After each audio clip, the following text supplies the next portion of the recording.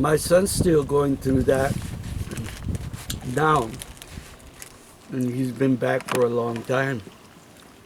You know, he was in Afghanistan. Oh, yes. And finally, when I came home, because he never goes to any of the family parties, he never had time to meet with me. I go, I'm only going to be here for a short time. I had been here for a few weeks and he hadn't even come by. And so all of a sudden, about a month later, he shows up and he tells me, I had it, Dad.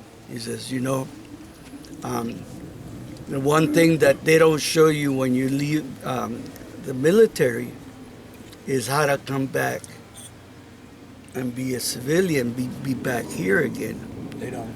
And that has been affecting me, even though he's been here and he's had a job and everything else.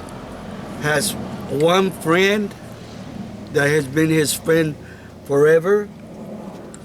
And so he, about a month and a half ago, he went in and he looked for a counselor and he started a program. And we decided to meet twice a week during the week and one weekend day, so we can spend and do time. And he's been following up on there was a lot of things he identified as things that he needed to do to get out of his rut, to get out of his hole. And he finally started doing it.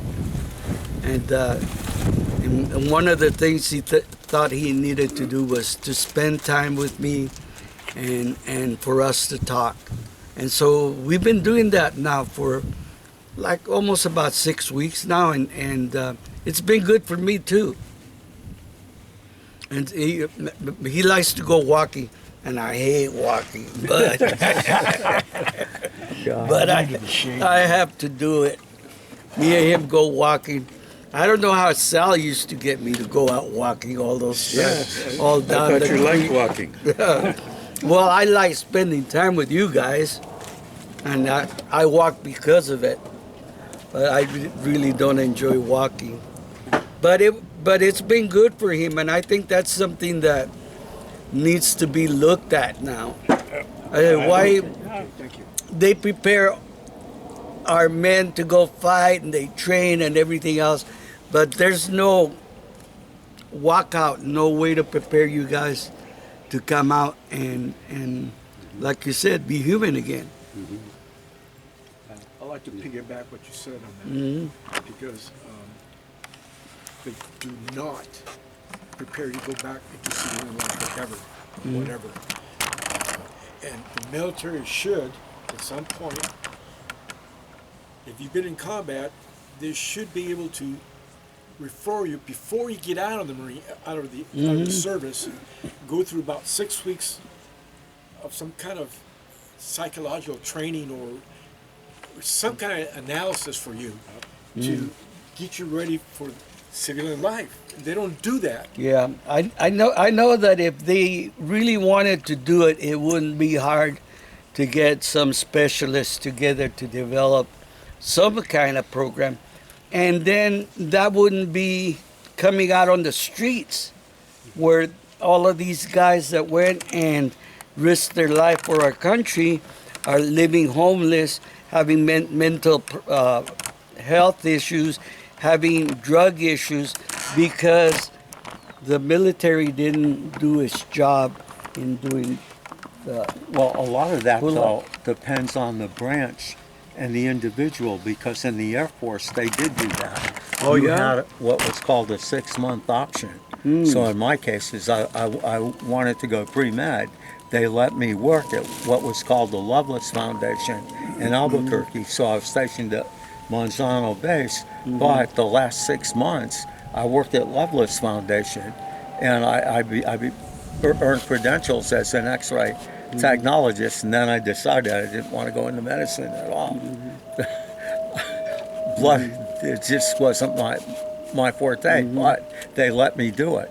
And it depends on the branch. Do you think that And helped you in Oh, undoubtedly, yeah, because I had an offer to go into remain in military intelligence, and I chose not to do that. I had a friend, Chaplain Harlan, who convinced me it would be better to get out and really live life rather than stay in. Is So I it chose to get military out. intelligence an oxymoron? Yeah, it is. But during the interview, I didn't like what the man said. Yeah. And one of the things he said when I asked him, well, supposing you enter it and then you decide to leave. And he said it'll be on a cloud. Well, whether he was joking or not, I don't know. But I just didn't appreciate the comment. But You know, the other thing I was gonna add to what you were saying about 6 months, and I agree 6 months is a good time, but also direct you to the VA. So once you get out, the VA is gonna be ready to help you, you know, with doctors and, you know. oh yeah, they don't even tell you about that. No, they don't. They didn't even. I had no clue. They got any trash? And are Any we? trash? I'm gonna go to the trash. Ramon, Yeah. appreciate it. Thank you. Thank you so much.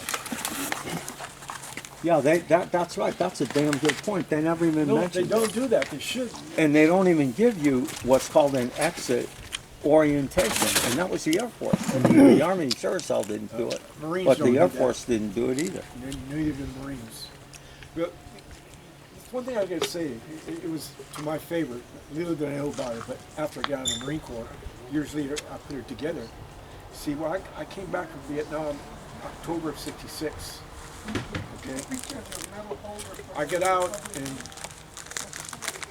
'68, July '68. So I had about a little under a year and a half. Okay? I had enough time to Oh, yeah, no, it came with it. how can I say, my brain from combat, you know, to detox it somewhat. Okay, and yeah, when I got home, I still had nightmares, you know, and all that. I had the jitters and all that, but it wasn't as bad when I came back from Vietnam because I was leaving off base. I was living in San Clemente, and that meant a lot to me. I was off base, so there was no military thing there.